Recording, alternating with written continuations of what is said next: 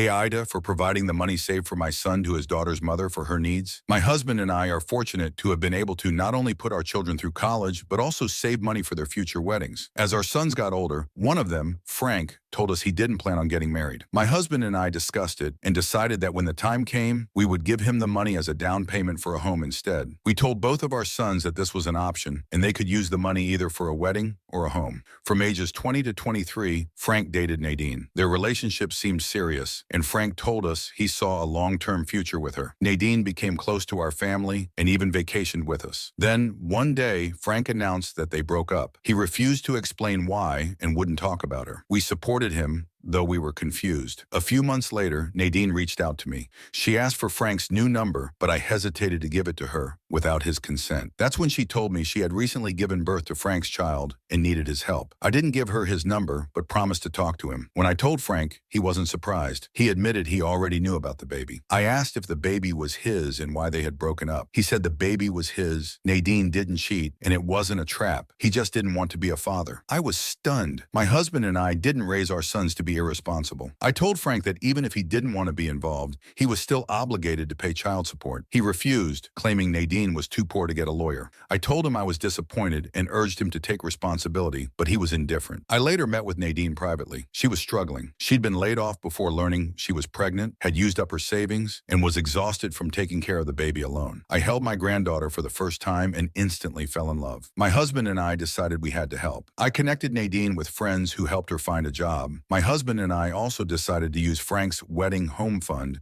to pay for a lawyer for Nadine. The lawyer's first move was a DNA test, which confirmed the baby was Frank's. With legal help, Nadine secured child support. At her request, we didn't tell Frank where the money for the lawyer came from. This was a year ago. Since then, my husband and I have been actively involved in Nadine and the baby's lives. Nadine is doing much better. She has a new apartment, a steady job, and the child support has made a huge difference. Frank, however, has barely spoken to us. He accused us of betraying him and blamed us for Nadine suing him. We told him we were disappointed in his attempt to abandon his responsibilities and make it impossible for Nadine to support their child. Recently, Frank announced that he was ready to buy a house. He said he had saved up money and wanted to combine it with the fund we had set aside for him. We explained that the money wasn't there anymore and told him why. He became furious, claiming we chose Nadine and the baby over him. We told him we chose the baby's well-being over his refusal to take responsibility. Frank has now cut us off entirely, saying we've abandoned him for a new family. Our other son is supportive of our relationship with the baby, but thinks we were wrong to spend the money Frank counted on. While we were confident in our decision at first, we're now questioning if we went too far. Were we wrong?